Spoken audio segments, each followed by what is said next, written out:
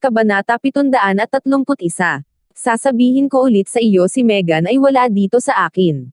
Bulalas ni Daryl habang manipis ang suot niya. Nawala si Megan pagkatapos niyang bigyan ka ng sandata.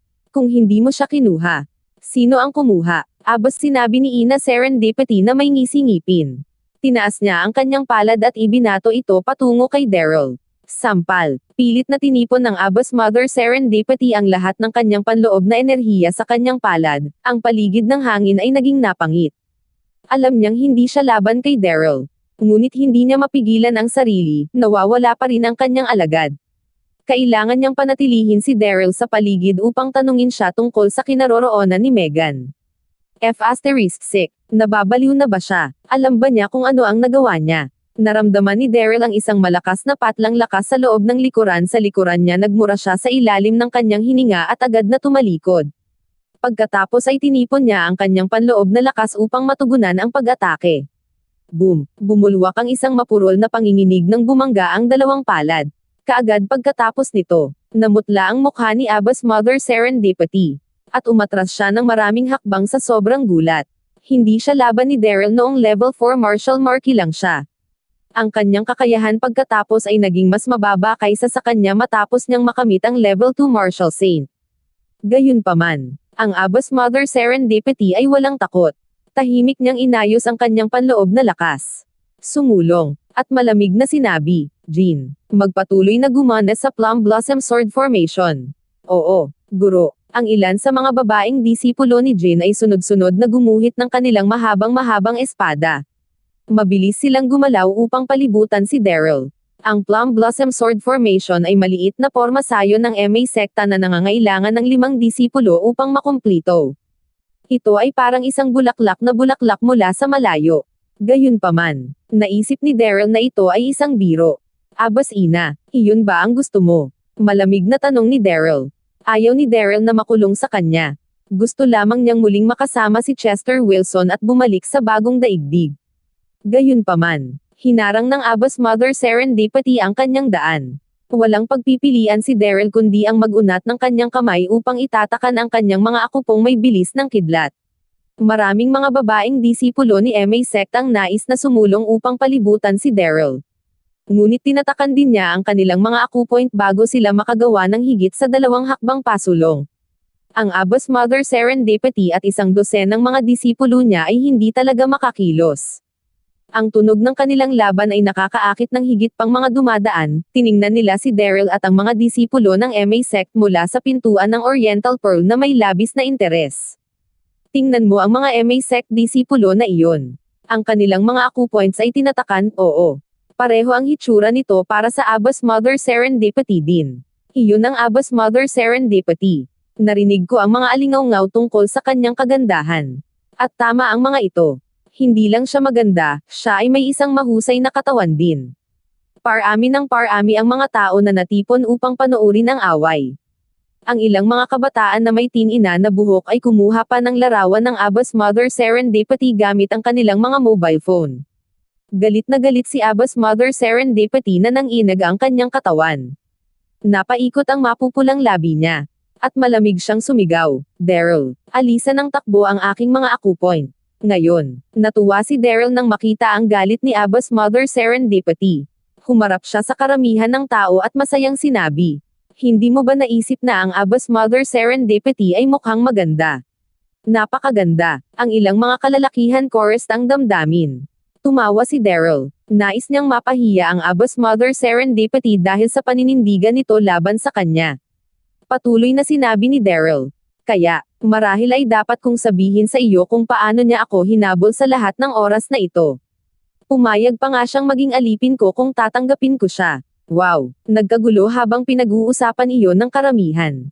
Daryl, papatayin ko kung maglakas loob ka na magpatuloy sa lahat ng kalokohan na ito. Ang Abbas Mother Serendipity ay nanginginig sa galit, akala niya sabog siya. Palagi siyang naging inosente sa buong buhay niya. Kaya paano niya makatiis ang mga nakakahiyang akusasyon? May ngiti sa mukha ni Daryl.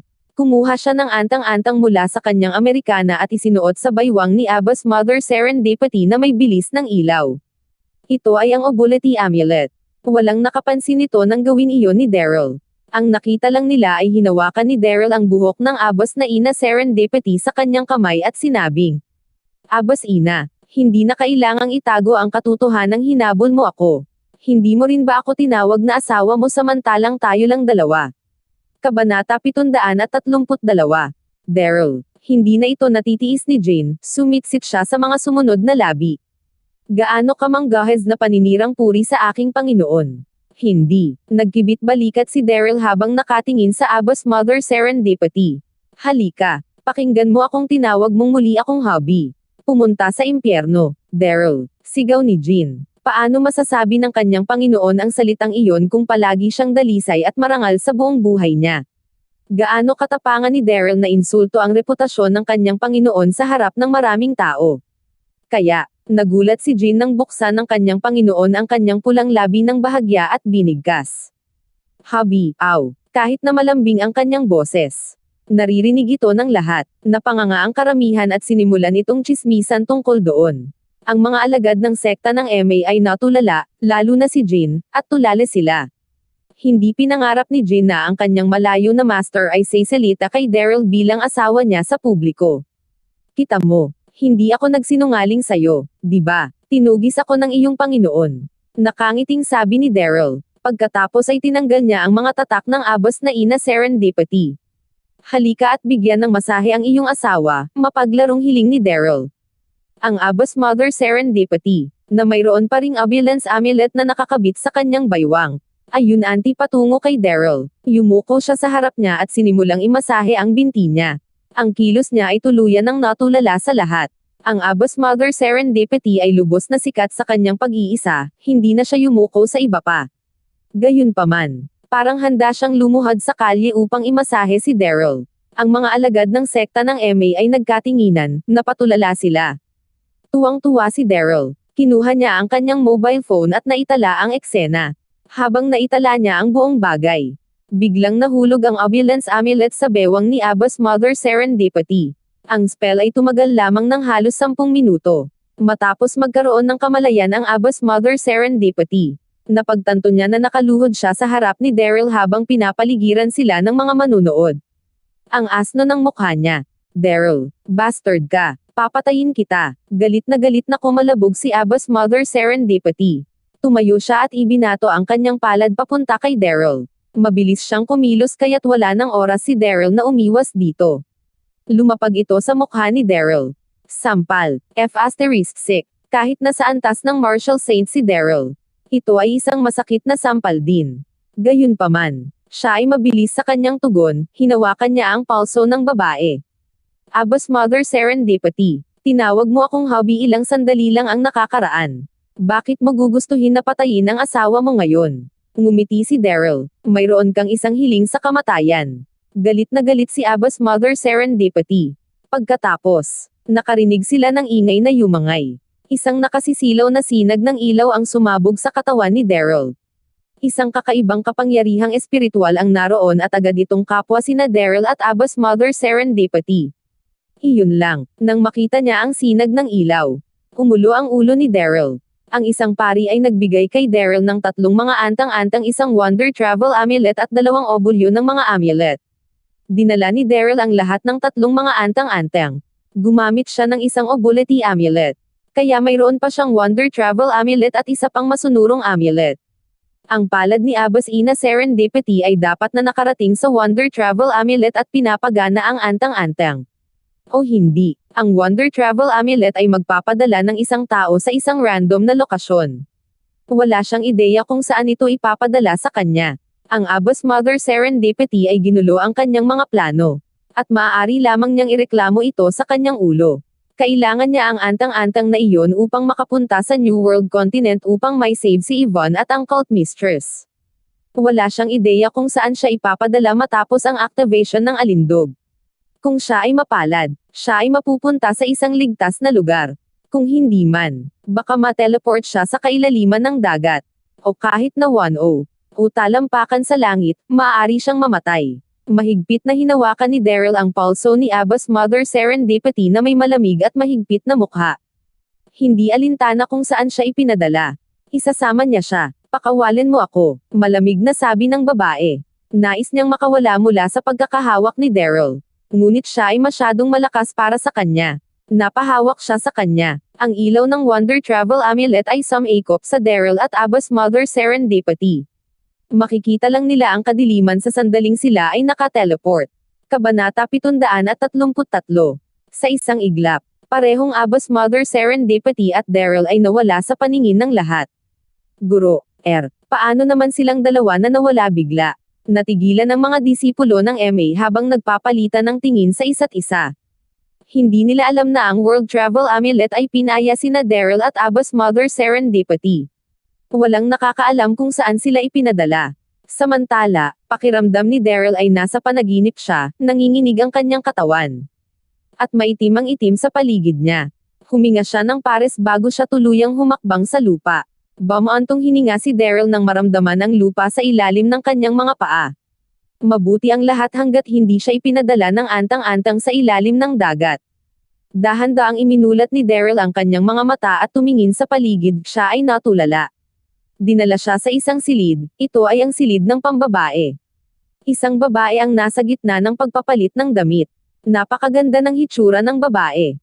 Siya ay may isang payat na baywang at kaaya-aya na mga kurba. Ngunit ang kanyang figure ay nakalantad sa mismong mga mata ni Daryl. Di asterisk man ito, naisip niya. Napakaswerte kung ipadala dito upang makita ito. Hindi niya alam kung saan nakateleport ang Abba's Mother Serendipity, sila ay pinaghiwalay. Sigaw ng babaeng nasa dressing room nang makita si Daryl.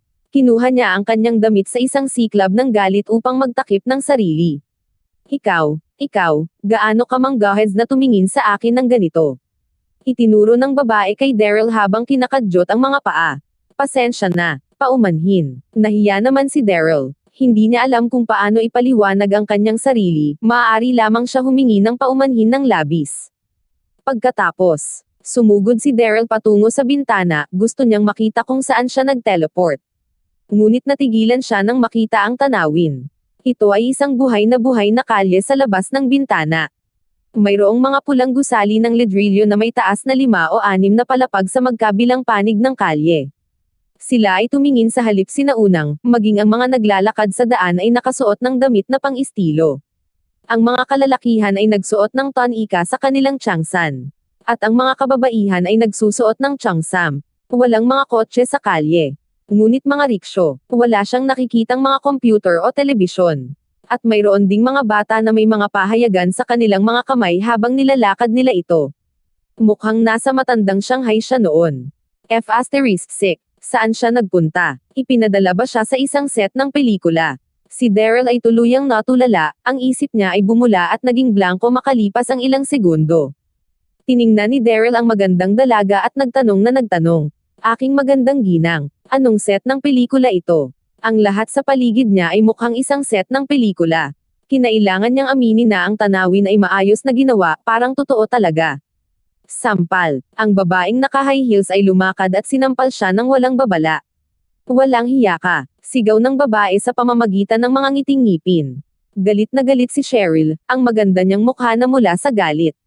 Para sa karamihan sa mga kalalakihan, siya ay isang napakalayo na diyosa. Ito ay malinaw na hindi moari na siya ay mabiktima ng isang sumisilip na Tom. Tinakpan ni Daryl ang mukha at humakbang pabalik. Lady, hindi ko sinasadya. Whoosh. Kabanata 734. Bago niya natapos ang kanyang pangungusap, isang grupo ng mga kalalakihan na nakasuot ng itim ang sumugod sa silid. Hawak nila ang mga machete sa kanilang mga kamay. At pinangunahan sila ng isang kalbo.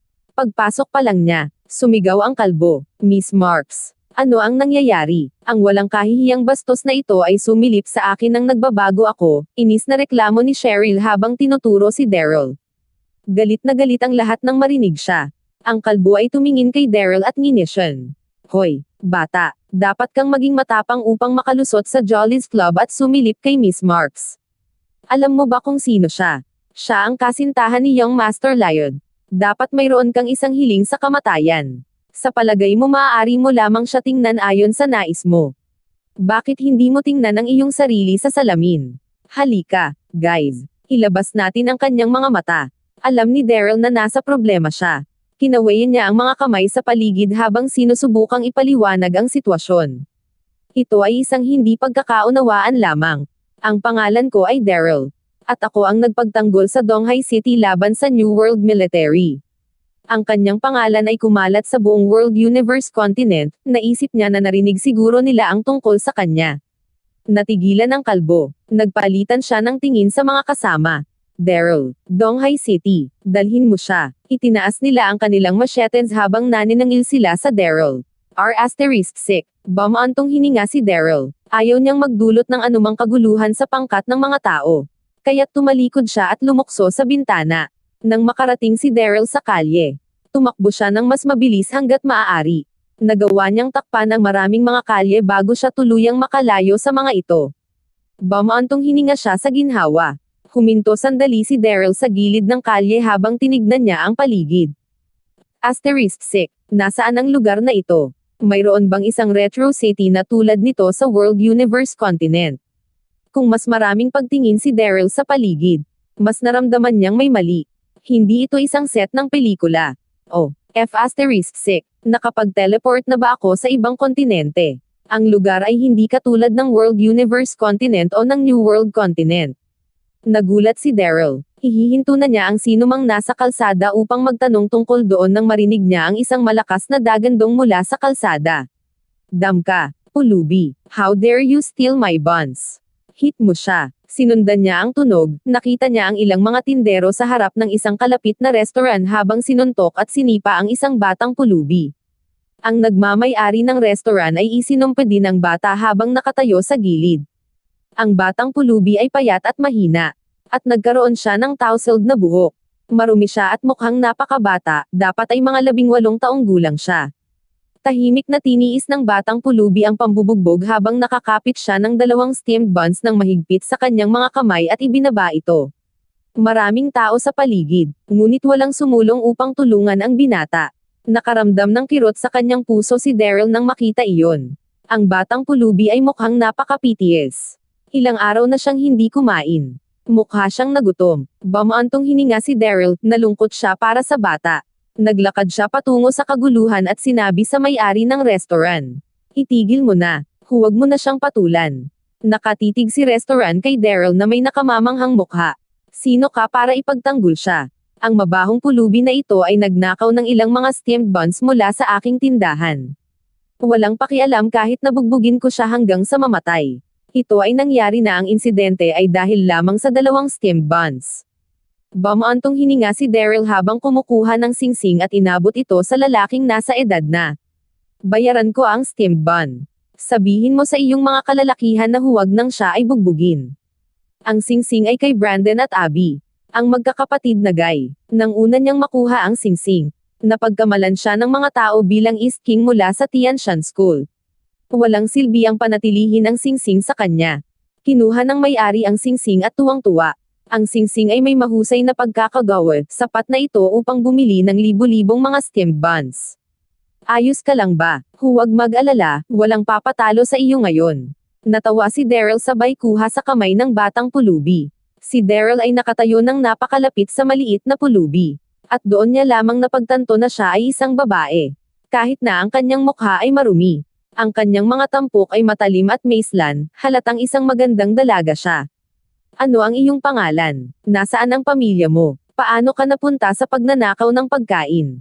Tinanong ni Daryl ang munting pulubi na may malungkot na tono, ang batang babae ay masyadong nakakaawa. Kabanata 735. Ang pangalan ko ay Jewel. Ang maliit na pulubi ay tumugon sa isang mahinang tinig habang nakatingin kay Daryl. Mister, nagnanakaw ako ng 2 steamed buns. Ngunit ang mga buns ay nagkakahalaga lamang ng 2 pennies. Ang singsing na ibinigay mo sa may-ari ng restaurant ay maaaring magbayad para sa libu-libong mga steamed buns. Mangyaring, ibalik ang singsing, kahit na dalaga pa lamang siya. Napaka may kaalaman siya. Ang singsing ni Daryl ay may katangi tanging pagkakagawa. Maliwanag na hindi ito isang ordinaryong item sa unang tingin. Sila ay mga estranghero lamang. Kaya nagtaka siya kung bakit nararapat sa kanya ang isang malaking pabor. Ang baho mong pulubi, manahimik ka, galit ang may-ari ng restaurant. Nakuha na niya ang singsing. Paano niya ito madaling ibigay? Matindi ang titig ng may-ari kay Jewel. Scumbag, sa palagay mo may sasabihin ka ba dito? Paano mo magnanakaw ang aking mga steamed buns? Ginagawa na kita ng isang pabor sa pamamagitan ng hindi pagpatay sa iyo. Si Jul ay hindi nahihiyang lahat, sinaman siya ng tingin. How dare you glare at me? Siguro hindi ka namin matalo ng sapat ngayon. Inikat ng may-ari ng restaurant ang kanyang manggas habang siya ay sinugod papunta sa kanya. Nagmamadaling sumulong si Daryl at tinapik sa balikat ang may-ari ng restaurant. Hoy, bata pa siya. Huwag kang masyadong matigas sa kanya. Ibinigay ko sa iyo ang singsing para sa 2 steamed buns.